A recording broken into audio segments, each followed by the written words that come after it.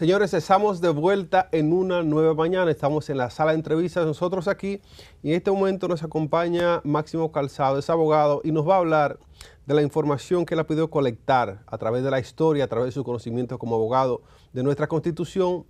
Vamos a hacer un recorrido de qué ha pasado a nivel constitucional en República Dominicana desde que iniciamos con la primera Constitución, de los cambios y modificaciones que se han hecho en diversas épocas y fechas, y cuál ha sido el aporte que estas modificaciones han hecho y qué tan sustancial es el aporte de esta modificación que trae Luis Abinader en su gobierno en su periodo. Pero antes, buenos días, Máximo. Buenos días, Iván. Buenos días, Yané. Gracias por la invitación. Estamos en una nueva mañana y, como les decía a la audiencia, queremos hablar obviamente de qué significa o qué tan significativa o insignificante puede ser esta modificación que trae Luis Abinader a la Constitución, pero antes que la población entienda cuál es la importancia y cuál ha sido el trayecto de nuestra Constitución de sus inicios. Bueno, realmente la primera Constitución, 1844, fue una Constitución, podemos decirla que tuvo aspectos importantes porque tomó referencia de la Constitución de Estados Unidos, de la Constitución de España, también de la Constitución de Haití y la Constitución de Francia. Y lo más importante, claro, esta Constitución, la primera que hemos tenido, nació con una mancha porque Pedro Santana incluyó en el famoso artículo 210 el tema de la pena de muerte. O sea, esta Constitución por eso nace con una mancha. Luego, una reforma importante, en 1854 se abolió la pena de muerte. Eso fue importante. Después de ahí hemos transcurrido una serie de reformas. La Constitución se ha modificado 40 veces, pero más o menos 25 veces ha sido para el tema de la reelección.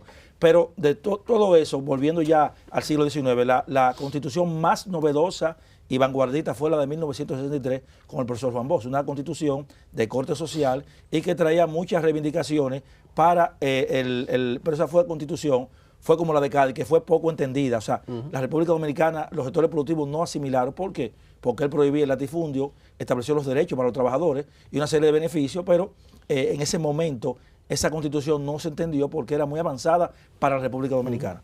Luego tenemos la reforma de 1994, producto de una crisis política, social, jurídica internacional, y que se estableció la doble vuelta, ¿verdad? Se creó el Consejo Nacional de la Magistratura. Entonces, esta es una constitución que se hizo para una crisis. Luego tenemos la del 2010, que es la constitución que recoge aspectos importantes de 1963, de Juan Bosch, y entonces esta constitución del 2010, para mí, es la constitución más novedosa, más democrática y más consensuada. ¿Durante Fernández? Durante el gobierno de Luis Fernández. ¿Por qué? Porque duró 2 años en ese proceso de consulta y se llevó esa consulta a nivel nacional, a las universidades, a los barrios, a los clubes, etcétera, etcétera.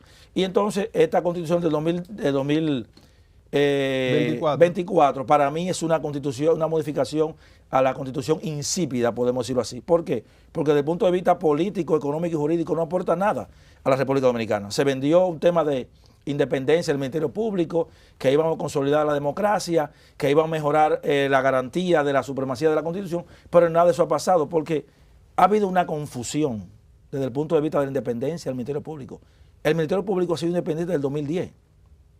Ahora, la figura del procurador no era en teoría independiente, pero sí, el Ministerio Público como institución siempre ha sido independiente del 2010 y también en la reforma que se hizo en la modificación a la ley, la 133.11, establece también la independencia. Ahora, hay una confusión con el Ministerio Público como cuerpo y con el procurador para supuestamente despolitizarlo. Pero, ¿qué vamos a despolitizar?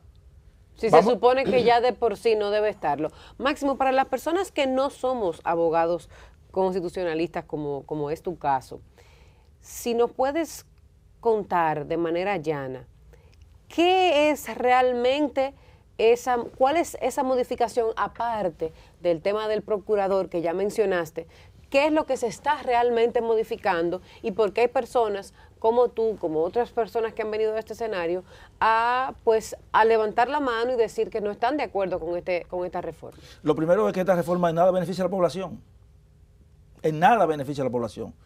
Y además que no se hizo el procedimiento para modificarla, según establece el artículo 272, no se utilizó el referendo, que muchas personas lo pedían.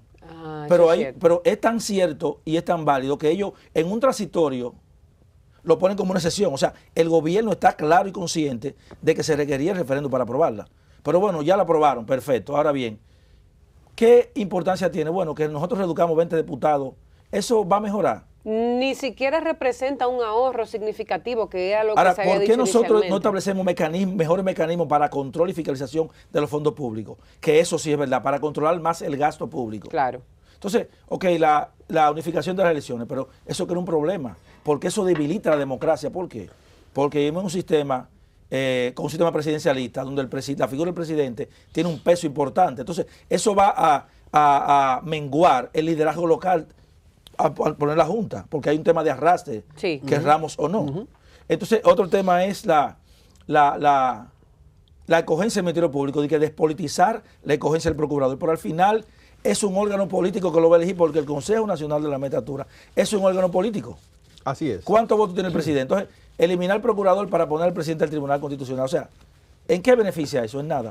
Ahora, ¿por qué nosotros, por ejemplo, no establecimos mayores controles y mecanismos de control y fiscalización del gasto? Y si vamos a mejorar la democracia, si eso era lo que se quería, ¿por qué nosotros no reducimos el porcentaje que hay para la iniciativa popular en el artículo 97, que es un 2% de la población del padrón? Estamos hablando de 8 millones, un 2% de 160.000. Pero si un ciudadano tiene 160.000 firmas para proponer una iniciativa legislativa, mejor forma un partido. Así es. Wow. Máximo, adelante, ella, ¿verdad? Una pregunta, Máximo. Mira, nosotros aquí fuimos de los abanderados que hablamos de los cacerolazos por la reforma fiscal, ¿verdad? Muchos dicen que eso fue un pan y circo porque nos pusieron de mojiganga, como decimos aquí. O sea, salimos a la calle, reunimos personas, le dimos a las ollas, a los calderos. Bien, ya no va la reforma fiscal. Pero hay unos que piensan que ese pan y circo que nos dieron fue para distraer de esta reforma constitucional que sí pasó, que sí se aprobó, que no se hizo referéndum. ¿Tú entiendes que eso tuvo que ver algo por ahí? Bueno, yo veo el tema de los cacerolazos y la protesta importante, porque eso significa que la población está despertando. Correcto. Y hay mucha y que gente está unida. Está unida sobre temas importantes. Entonces, para mí es importante que la población despierte. Y fíjate, Y qué mejor que salir a Camargo a la calle. exacto, Estamos progresando. exactamente, desde los sectores cacicazgos, o sea, los sectores clase media alta salieron a protestar. Entonces es importante para que la población entiende, y nosotros tenemos un problema aquí, y eso apunta hacia que la ciudadanía está entendiendo el tema y la importancia, porque no solamente por la oposición, o sea, el gobierno le hizo caso al pueblo. Ese mecanismo de presión, aunque mucha gente dice que no, sí surtió efecto. Porque si se aprobara esa reforma en estos términos, a lo mejor se estuviera tirando tiros todavía aquí en este país. Ay, Así Dios es. mío. Máximo, yo tengo una pregunta que tal vez te saque un poquito de tus aguas, pero está cerquita, no está lejos. En mi ignorancia en temas jurídicos, yo entiendo que República Dominicana tiene muchas leyes y que estamos muy bien de leyes, que tal vez esta modificación pudo haber sido insípida, como tú bien mencionas, y que hay muchas leyes y temas ahí que no se cumplen. ¿Cómo podemos nosotros, desde tu punto de vista como jurista, de abogado, cómo podemos hacer como país para que la exhaustiva legislatura que tenemos en muchos aspectos se cumpla? ¿Por qué no se cumplen las leyes? ¿Por qué si hay cosas establecidas desde elegir al procurador, a los jueces de la Junta, etcétera, etcétera? ¿Por qué no se cumplen correctamente? Porque aquí no hay institucionalidad. Es el tema.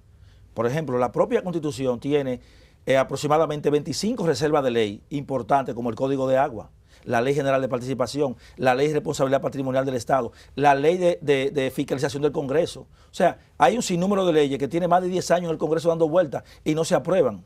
La Ley de Referéndum, la Ley de Juicio Político, artículo 115. O sea, aquí, en vez de embarcarle en una reforma, yo lo que decía, planteaba y escribí muchos artículos sobre eso, y en varios programas de televisión que tuve la oportunidad de participar, es que tenemos que completar el ciclo de normas que están en la Constitución y después veremos. Porque entonces fíjate que ellos en la propuesta que mandaron al Congreso establecieron un transitorio que ahora lo quitaron, que decía que en 4 años el Congreso tenía que aprobar todas las leyes que hacían falta. ¿Y dónde están?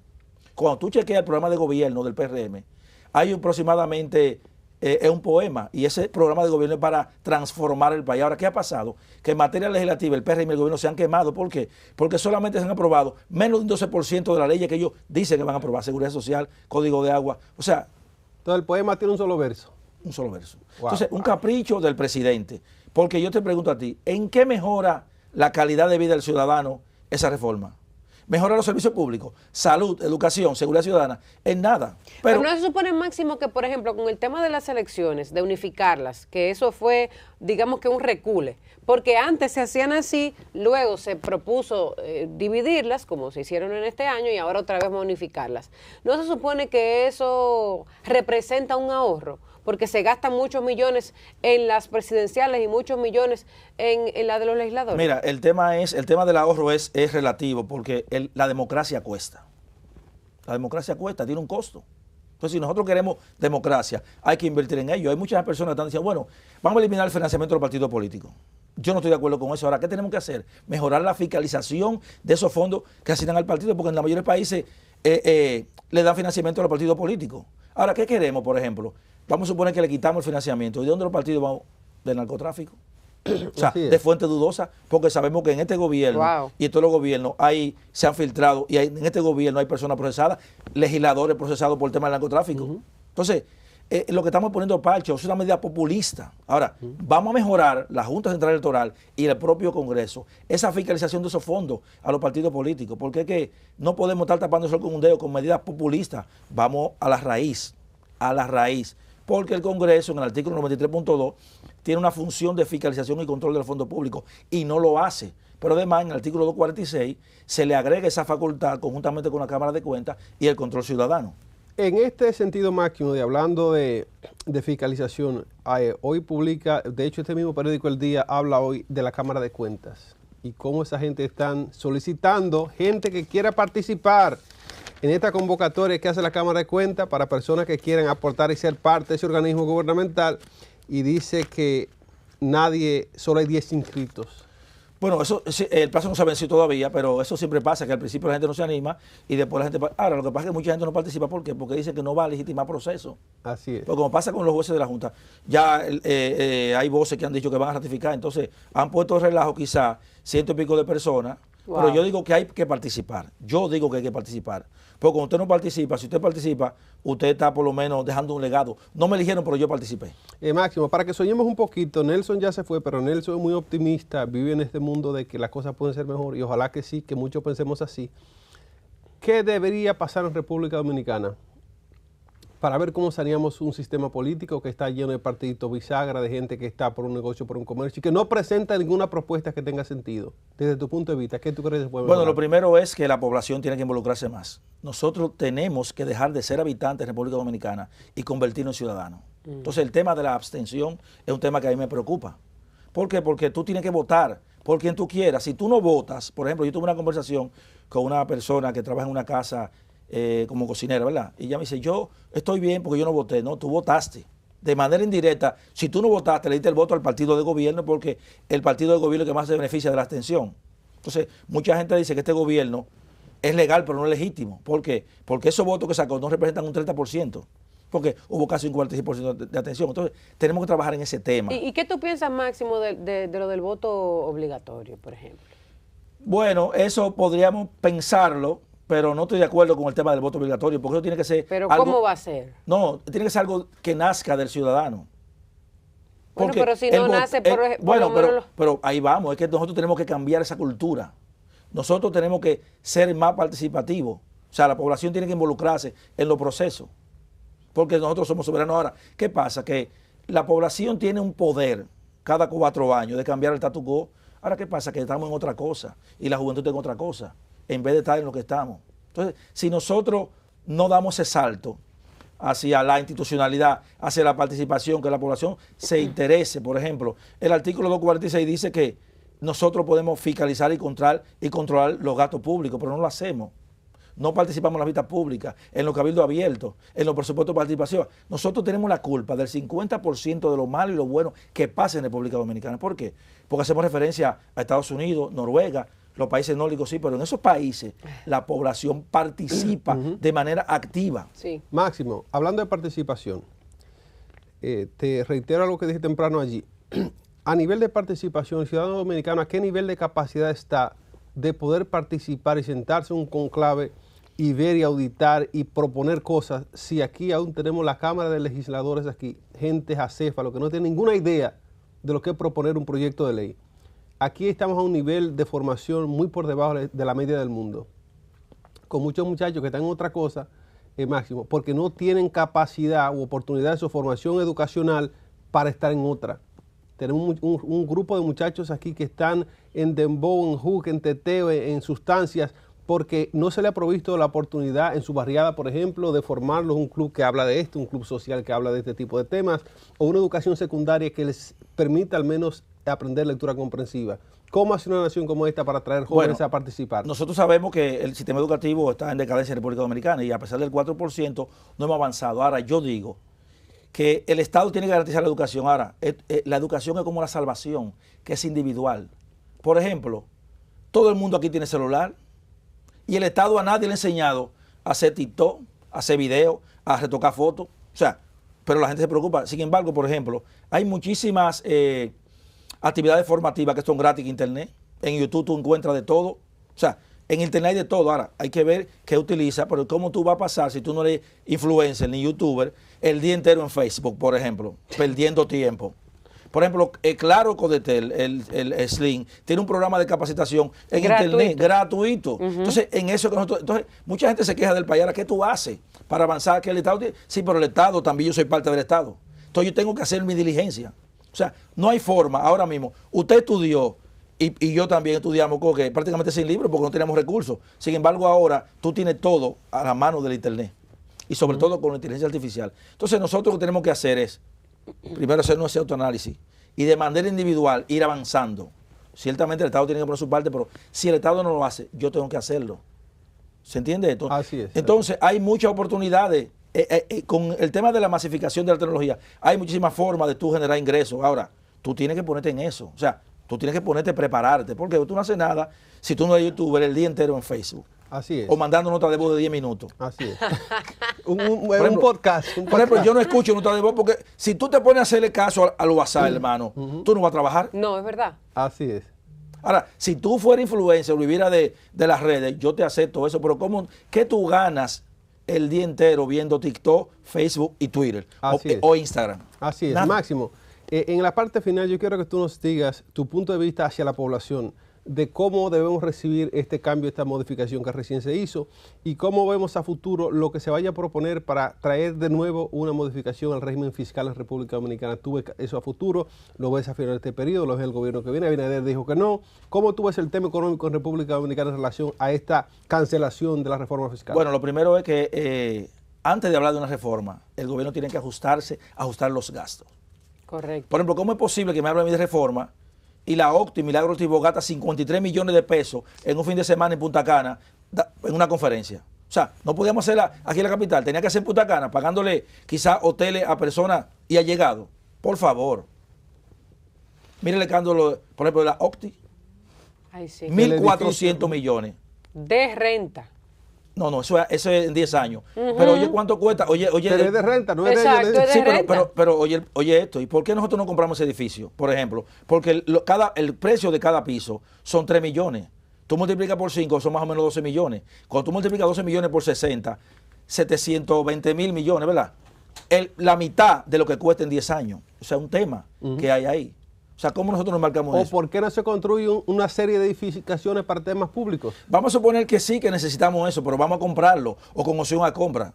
Entonces, no me puede hablar de que vamos a cargar a la población con una reforma cuando el Estado gasta 9.000 millones de pesos en publicidad. Wow. La mejor publicidad que puede hacer el Estado, hacer un hospital, hacer una escuela, eso habla solo, porque ahí va la prensa y lo cubre, no hay que pagarle.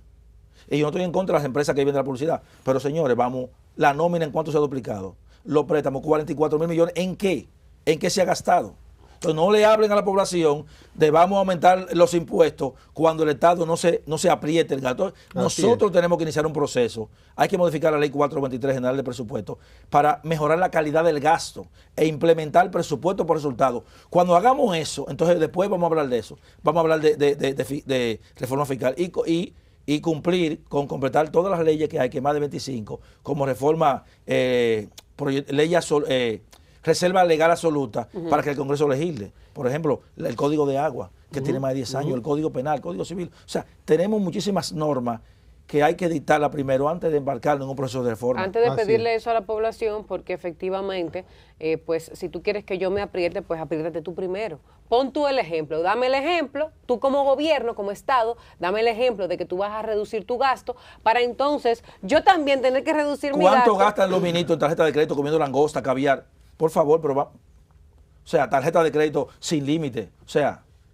Correcto. Máximo me está acordando aquí al Piro lo que dijo en las vistas públicas de cómo, señores, y eso no es mentira, señores, el que va al Congreso de la República Dominicana siente que está en otro país y eso es así. Máximo Calzado estaba con nosotros. Quiero que deje un mensaje final a la República Dominicana sobre cómo nosotros debemos percibir la política actual que se está haciendo en República Dominicana y nuestro marco jurídico legal de República Dominicana. Bueno, nosotros, yo digo que lo que nunca se comienza nunca se termina. Entonces yo soy optimista. Creo que podemos mejorar. Hay otros países que han salido de situaciones como esta, pero la población tiene que participar. O sea, debemos dejar ese discurso pesimista, porque cuando tú le sacas una gota de agua al mar es menos mar. Si le sacas un grano de arena al desierto es menos desierto. Entonces, la población tiene que empoderarse, participar, porque al final, todos somos dominicanos y cualquier situación, cualquier cosa que hagan los políticos te perjudica a ti. Así es. Entonces, tenemos que dejar de ser habitantes y convertirnos en ciudadanos. Me quedo con esa frase de Máximo Calzado, dejar de ser habitantes y convertirnos en ciudadanos de la República Dominicana. Gracias, Máximo, por estar con nosotros. Gracias a ustedes por la oportunidad. Claro que sí, las puertas quedan abiertas, señores. Vámonos a una pausa y ya volvemos.